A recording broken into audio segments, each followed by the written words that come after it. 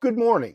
Today I'm going to go over part 4 of this series, Getting Started in Cattle on Your Homestead. Today, primarily, I'm going to discuss feed and feed requirements for your animals. This is going to be what is required in my area. I can't give the required amounts for every area. I know, say, I'll use Oklahoma for an example. They get much more rain, they get much more grass than we do in my region. So their requirements are going to be a little different than what are required in my area. Also, I'm showing if we were having to feed every day in in my area of the year. Say you only have a very small plot of land, maybe 5 acres, and you've got 1 cow or 5 cows, and you just don't really have any pasture to speak of. These requirements would be for feeding every day of of the year, feeding every day of the year. That may not be your circumstance. And also, I give two different scenarios with 1 cow or 5 cows, but I give you kind of what is required for an animal that is what we call open, meaning it's not with a calf. It's not been bred. And I also show the kind of the requirements for an animal that has been bred. I use an average of 175 a ton. In my area, that's about average. You can possibly find cow feed for less than that. You can also find hay that's more than that. Um, Personally, I look for pretty good feed. There are many people that, as long as the cow is maintaining its weight, they'll feed it whatever. Um, you'll see people giving, I don't know, moldy, really moldy hay and that kind of thing. And for me, it doesn't make a lot of sense. I've put a lot of money and invested a lot of time and money in my animals. So I don't want to give animals maybe substandard feed and have them start getting sick, or they're more likely of getting sick because I'm trying to cut a corner on feed. If I do that, I feel that I'm going to spend more time. I'm going to have to treat the animals more frequently. They may get some sort of respiratory disease because they're eating like a moldy hay or something like that. Um, I personally would rather have good, healthy animals year round than to treat an animal with substandard hay and then find out that, well, now I've got to treat them for a respiratory disease or something else simply because I was trying to cut corners on the feed side of things. My time is precious. I'm not always home, and I try to do things so that we are taking care of the animals the best of our ability. So let's get started. First thing I'd like to say is that if you're getting anything out of this series, if you're getting anything out of these videos, please do me a favor and like and subscribe. Leave me a comment. I'd like to know what the feed requirements are in, say, Texas or New Mexico or Florida, Australia, or Europe, England, wherever you may be. I would really be interested to know how much hay you have to feed, how much pasture will sustain your number of animals, or different information like that. It's always very intriguing to me to find out and learn about different areas, what the requirements are all over the world. So please like, subscribe, and leave me a comment. Thank you. Okay, the first thing I'm going to go over is one individual cow. Say you've got one animal. This may be just, say you've got a dairy cow. What I'm using is a 1,300 pound animal. If you got a dairy cow, they're probably not going to weigh that much, but this does cover the amount of food for their body weight. What is required for a 1,300 pound animal? If you've got a 1,000 pound animal, or if you've got an 800 pound animal, you should be able to use the percentage of their body weight and make the adjustments, and you should be able to determine how much it's going to cost you for 30 days, for a year, how much money that's going to cost you monthly, annually, etc. So I broke this down, like I said, in one cow that's a 1,300 pound cow. If she were open, meaning she was not bred, she's only going to require between 1 and 1.5% of her body weight daily. I use the upper end of 1.5% of her body weight. That's going to ensure that she's well maintained and she's got enough. Now, if you find that you're putting out 19 and a half pounds or 20 pounds a day and she's wasting that hay, I say she because I'm looking at cows, of course. The operation we have, we generally keep cows. We don't keep a lot of bulls or steers. We feed them out and we get rid of them. So that's the reason I'm saying she. But if you're feeding 20 pounds a day and you're finding that she's leaving some over every day, she's not eating all of it, I would cut that back a little bit. Cut it back to 16 or 17 pounds. If you find that she's eating all of this and she doesn't look to be holding weight, she looks like she may be losing weight, you may have to increase that a little bit each day to find out, okay, this is the amount required for this animal to maintain the weight that I'm looking for. Every owner is going to be different. Every animal is going to be different. And these are just kind of a rough guideline. Typically, like I said, and I've showed videos on body condition scoring, my animals are probably heavier than most people would shoot for. Many people will look on the lower end, maybe a 4.5, somewhere in there in their body condition score. And if you're not familiar with what I'm talking about in the body condition scoring, I have a video out, and I'll try to put the link to that video in the comments or in the description box below. So anyhow, let me move on with what I'm talking about. So if we have one cow that's open, meaning again that she is not bred, using 1.5% of her body weight, she's going to require about 19.5 pounds a day, and that's just an estimate, of course. For 30 pounds, she's going to require about 585 pounds. For 1 year, she's going to require 7,117 pounds, so a little over 7,000 pounds. So tons monthly, she's going to require just about 30% of a ton each month. Using 175 for a ton, it's going to cost you about $43.85 or $44 a month. And annually, that's going to cost you $526.20. That's annually for an animal that is open, not bred. Again, that's going to fluctuate a little bit depending on the size of your animal and what it takes to maintain your animal. Now, if you had gone to the market or from a neighbor or someone else, one bred cow, you know she's bred and she's in a pretty good condition. She's a 1,300 pound cow. A bred cow is going to require more feed daily. It's going to require roughly 2.5% of their body weight. So you can see it's quite a bit different. Rather than the 19.5 pounds, a bred cow is going to require 32, 33 pounds of hay. So over a month, it's going to require just under a half of a ton, 975 pounds. For a year, it's going to require just about 6 tons of hay. Monthly, that's going to be about 0.4875, about a half a ton a month. So you're looking at $85 a month, and your annual cost for feeding that animal is going to be about $1,000. So $1,000 for one animal, one bred cow, is going to be pretty typical if you're paying $175 a ton. Now, like I said, you may be able to get feed for less. You may not be able to get it for that much. I mean, areas like Texas that have been in a drought for several years, your hay is going to be closer to probably 300 a ton. So that's going to change dramatically depending on what the average is in your area.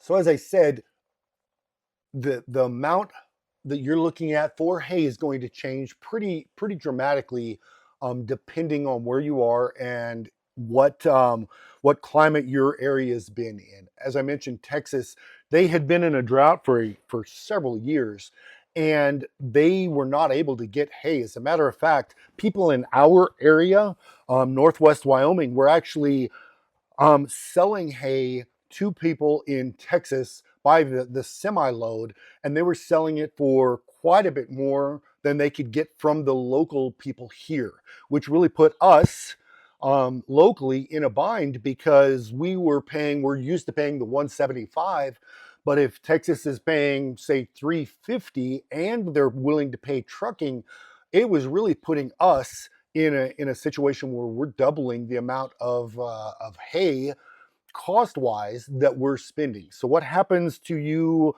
in different areas is going to affect people in my area and basically all over the country. If we've got an abundance of hay and Texas has had some rain or Oklahoma's had some rain and they've got a little more feed, or if they've sold off a lot of cows and the feed requirements aren't as heavy in those areas, then we're going to be paying less for our hay than if things were just the opposite. So it's important to note that this price is for my area right now, which is the March time frame of 25. It's important to know how much you're going to be paying on average in your area. The next area that I covered was, again, going back to what I'm kind of using as the baseline for this startup of 5 bred cows for our homestead. I'm going to show you both open and bred, but kind of the scenario that I've been using overall has been purchasing 5 bred cows to start up. It's quite the investment. If you've been following this series at all, you can see that it's quite the investment to get started. 5 good quality bred cows is going to cost you a little over $12,000. For corrals, working pens, and that kind of thing, you're looking at a little over $4,000. Vaccines and that kind of thing, you're looking at $500, and then you start coming into the maintenance and feed of the animal, and you're going to see that it increases as well.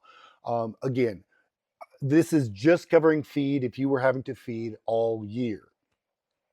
Okay, so if you had 5 animals, 1,300-pound cows, if you purchased the 5 animals that were open and you thought maybe your neighbor's got a bull, so that was going to save you some money, again, using the same 1.5% for an open animal, for the 5 open animals, you're looking at about 97.5 pounds or 100 pounds a day.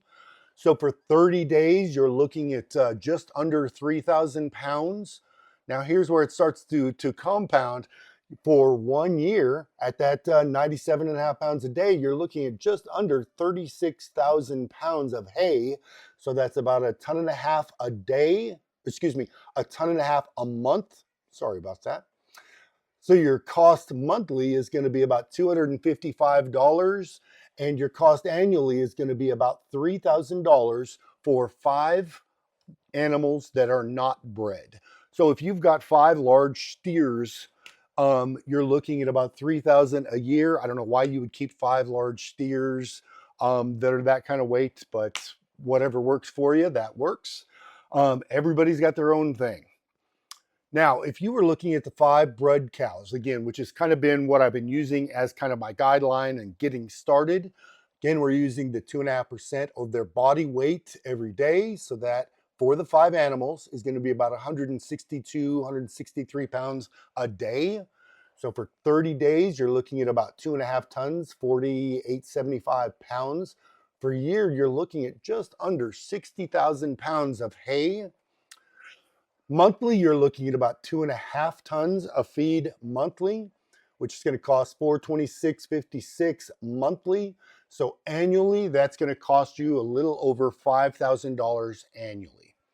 Now, again, this is if you're having to feed every single day of the year for 5 bred animals. You're looking at the $5,000 or a little over $5,000 a year. I would say that most places, even in my area, you don't have to do that. But pasture, depending on where you're located, can be very difficult to find. I know that in the area that I'm in, I got very, very lucky and found pasture for the animals that I have. And that generally means that I don't have to feed June, July, August, or September. I'm going to have to partially feed in May because there's not quite enough grass in May to feed the animals. There's not enough grass in April. So I have to feed January, February, March, April, and half of May. And then generally I have to feed probably half the month September at least half the month, October, and then from there I've got to feed November and December as well. So I'm feeding 7 months a year minimum.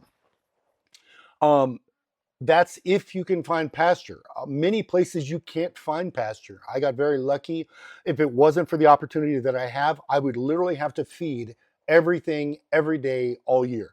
I've got 20 acres, but it just doesn't sustain much as far as grass, and I don't have irrigated pasture. So I don't have enough grass to sustain my animals at all. I have to have this pasture, otherwise, I would be feeding every day of the year. Now, if you're in an area like, I'll use Oklahoma again because I see quite a few videos and I've done a little work down there. They do get more rain, and they do get really good amounts of grass, at least in the spring and then again in the fall. In the summer, it gets to be, due to the heat, it may not come in as well, depending on how much rain they've got.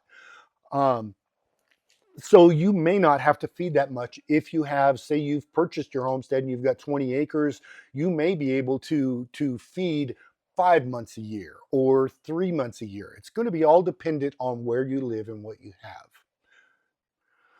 One other thing that I'm going to mention is that this does not cover, say your business plan is to calve your 5 calves. You're going to keep, say you get 2 heifers and 3 bull calves.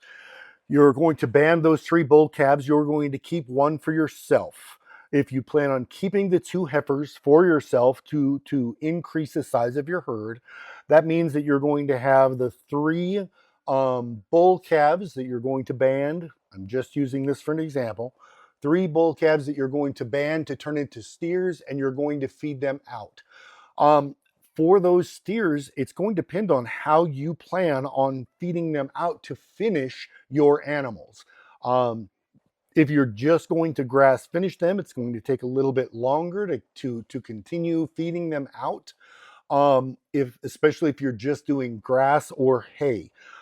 If you're going to finish them with any kind of a grain or pellets or anything like that, like an additional feed, you're going to have additional costs that are going to be required to feed those animals out, to quote finish those animals. If you're grass finishing, the animal is not going to have as much fat. It's not expected to have quite that much fat. Um, Fat meaning marbling within the meat. Um, so it may not be required to finish as long, but it's going to take longer than it would with grain. By giving them additional rations of grains, they're going to put on a little additional fat, which is going to be what we call marbling within the meat. And you'll see that in things like your prime ribs and different roasts like that. You'll see just little layers or little streaks of fat within the meat itself, which is going to make the meat a little more tender and a little more moist when you cook it. So depending on the way you're going to finish your animals, that's going to also change and fluctuate with the amount of feed that you're going to have to pay and the feed that you're going to have to get for animals. One last quick note is that I'm going to make just one short video that's going to cover some of your options for pasturing your cows or your animals with someone else, part of the year or most of the year, or different things.